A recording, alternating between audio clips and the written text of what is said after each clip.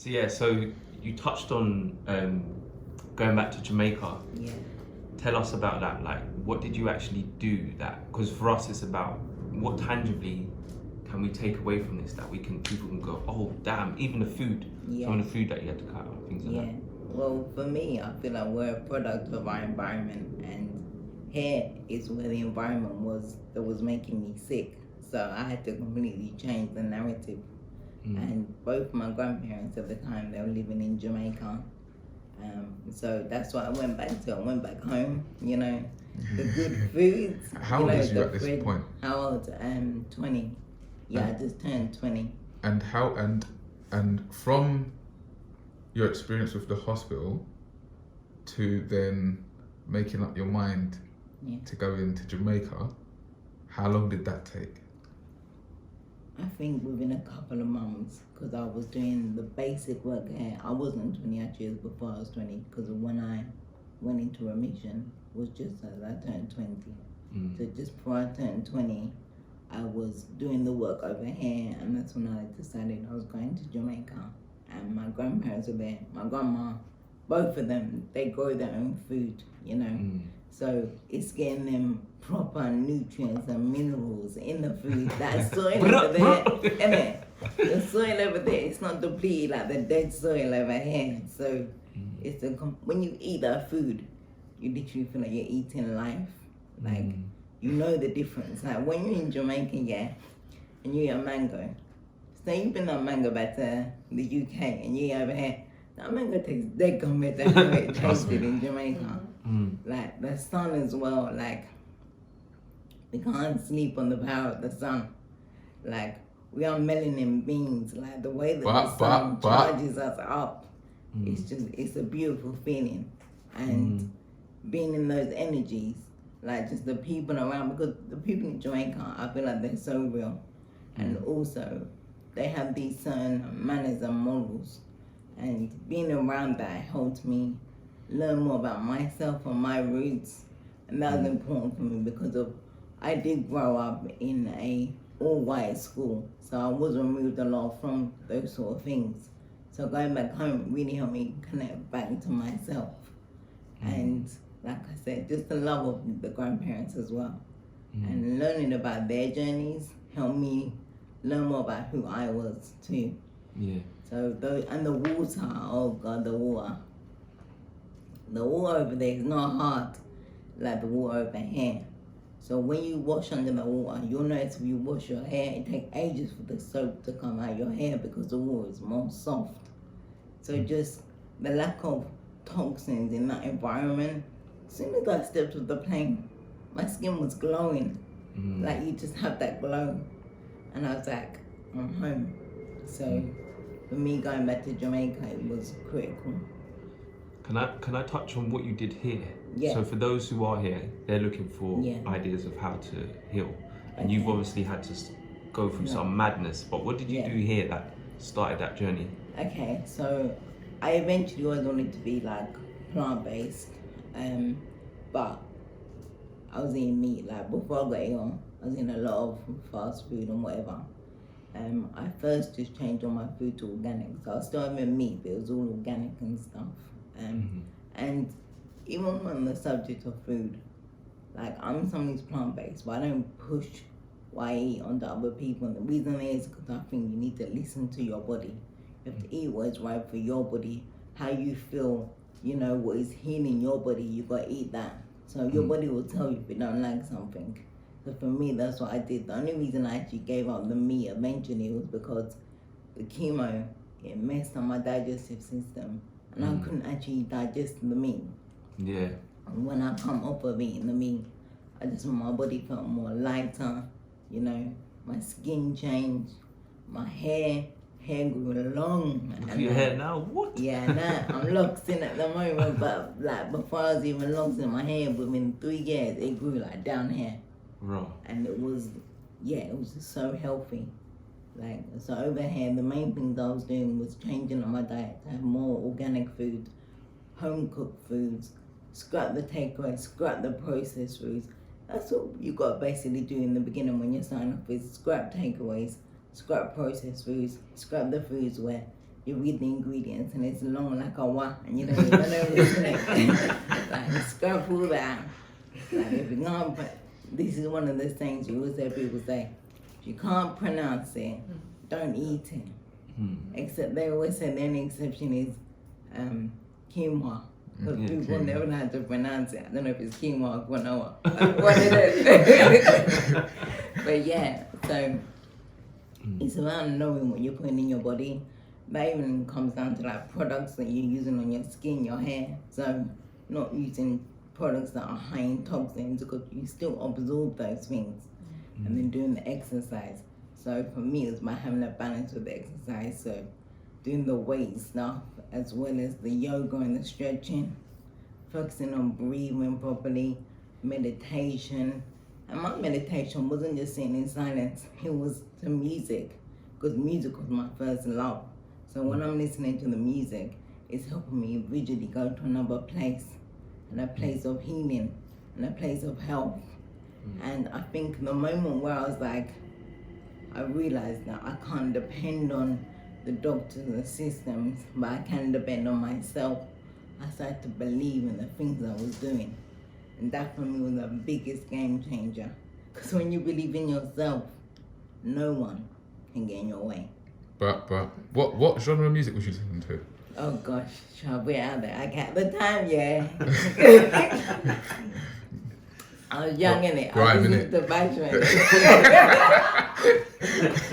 I love Bashman. But you know what, yeah? Take away the words, yeah? The beat of the Bashman music, yeah? You can't help. You can't help. Yeah. Can I ask, while you're meditating, do you dance? Yeah. So sometimes because people think meditating is just sitting still. Yeah, you don't have to. It's just about, I just feel like it's about reconnecting to your body. So you can dance and be in flow. So it's not even choreographed dance, it's just being in flow with movement, you know? Or just sit there and listen and close your eyes. Or it could even be something like cooking, could be like meditating to you, because of it means you're doing a practice which is something that is natural to you and creative, and you're just expressing yourself through all of these actions. What's your mindset like today, now? Okay, so for me, I guess I've completely changed how I look at the world. And that was one of the things I noticed when my body shut down. It was like I could no longer look at the world how I used to look at it. Before I was really connected to the Western society, the way how we're meant to do things, the system. Now the only thing I care about is how I can help myself and the people around me, and being connected to, you know, that feeling of purpose, and also that life is just an experience. So for me, it's just about living in flow and making sure everything you do isn't in line with your values. I'll say that's the biggest thing.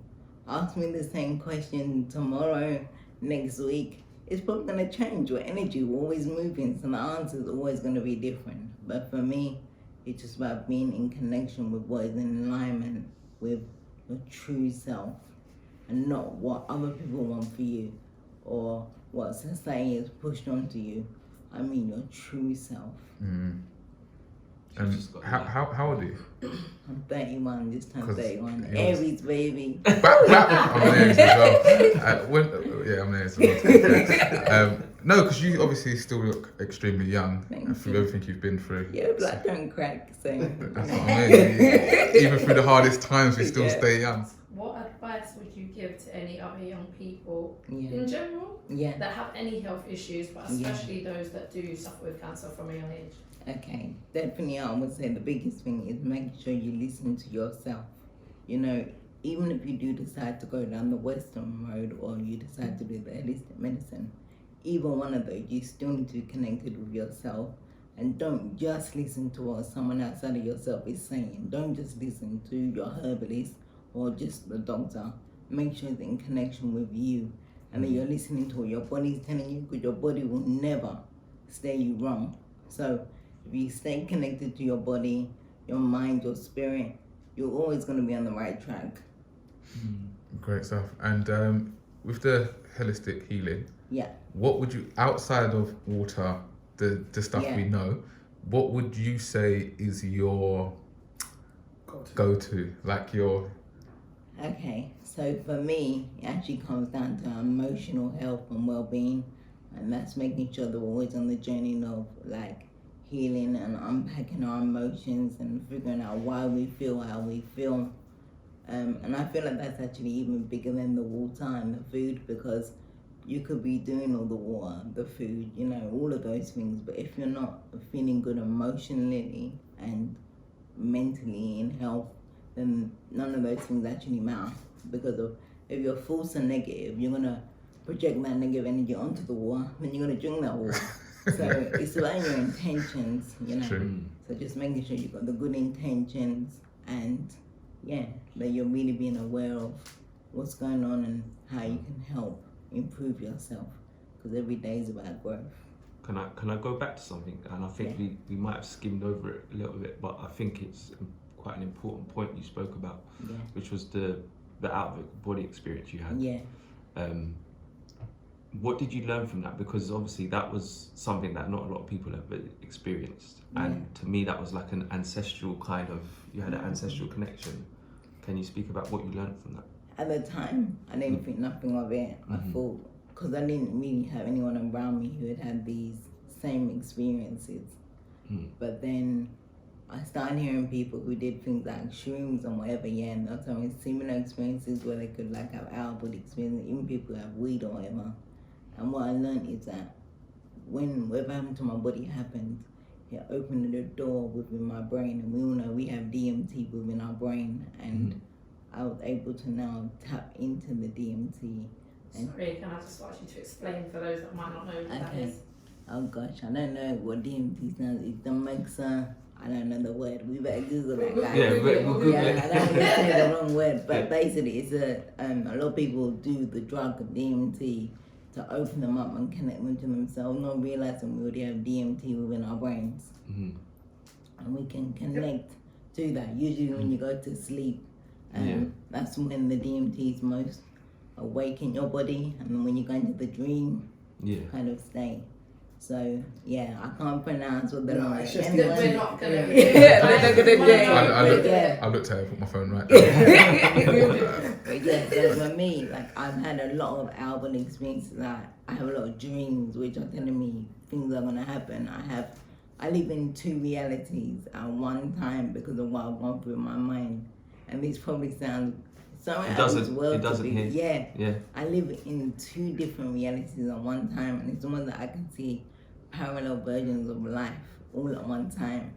And sometimes it's overwhelming, and I know sometimes you may be going through something and you may think, oh my gosh, people don't think I'm crazy. I'm telling you, there's so many people out there who are experiencing what you're experiencing right now, and people just aren't speaking about it. I hope that answered the question. Do you enjoy your out of body experiences? At first I was scared because I wasn't aware of what was really happening, but now, I enjoy it because it helps me learn more about it. Do you do any natural drugs? No, because I'm so sensitive and I can already do these things without the drugs. I can do it for like a half a yoga, breathing, or just literally meditation. I did do a spiritual shroom journey in 2018 that blew my mind because of where I can already go to these places. When I did the shrooms, it just catapulted me to somewhere completely It's another universe. And it looked like this world was a simulation and I was outside of the simulation. Wow. Looking in you tapped in. You saw the Don't think you're wrong. Don't think you're wrong at all. Then when I come back to here after the journey, I was just like, I can't believe it. I don't know where I am. I couldn't connect to this world. I kept going in and out for like the whole of 2018. Wow. But I think you saw the Matrix basically. Yeah. You basically saw the setup. And a lot of people have seen that with or without streams as well. Or they see aspects of it. Yeah. But the fact that you went there and you said, shit, this was so damn. So, would you say that your mind operates in this simulation first or? Oh no. This is the second place where it operates. Like, I'm very aware of this whole construct. Like, it's even something why I don't even get involved in all this, the game with like the COVID and all that. I don't even bother because I'm like, You're in in another game, are they? Like, I'm like, this is so outside of who I am. So Would you say that you was forced to make the choice? Yes, because whenever I do try to fully operate in here and forget about the other places, something will happen in my life to force me back to that place. What I mean by that is I was working with someone and it's basically like a 9-to-5 situation, which I hate and I never do. Yeah. And one day I didn't want to go there, and I went there and I broke my pelvis, and I was like, for fuck's sake. And then the message in my head was, well, if you listen to yourself, this wouldn't have happened. And it made me sit back down and go back within myself again. And it's about being able to, I guess, juggle between there and here and having the balance. Because if you're completely there, but you live in here, it's hard to connect with anyone. Yeah. So you need to be able to have the balance of both. Beautiful. Yeah. Brilliant. Thanks for coming down. It's been an absolute pleasure having you. Right there, you know.